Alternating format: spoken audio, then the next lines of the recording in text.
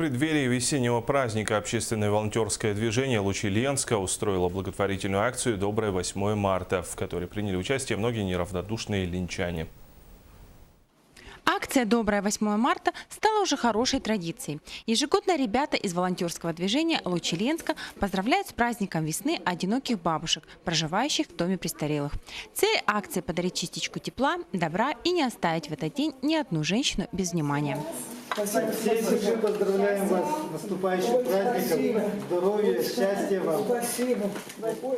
Организована акция волонтерским движением при поддержке Комитета по молодежной и семейной политике, а также молодой гвардии местного отделения Ленского района. Поучаствовать в акции могли все желающие. Так, с 1 по 4 марта в Комитет по молодежной и семейной политике ленчане приносили подписанные собственноручно открытки, а также небольшие подарки. Подарки были очень разные. Это полотенце, это какое-то белье, это средства гигиены. То есть те подарки, которые, наверное, хотела бы получить каждая бабушка в этот день, 8 марта. И после того, как мы дали маленький клич по предпринимателям нашего города, откликнулись добрые люди. Это индивидуальный предприниматель Вальковец, предприниматель М, фотосалон «Сказка» и магазин «Эльдорадо».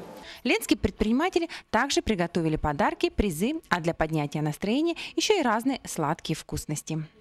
Шары, цветы, подарки и хорошее настроение участников акции не оставило равнодушной ни одну из бабушек. Все были очень довольны, читали открытки со слезами на глазах. И это были слезы радости. Свои слова благодарности они передали всем тем ленчанам, которые вспомнили о них, тех, кто в связи со сложными жизненными обстоятельствами сегодня остались одиноки.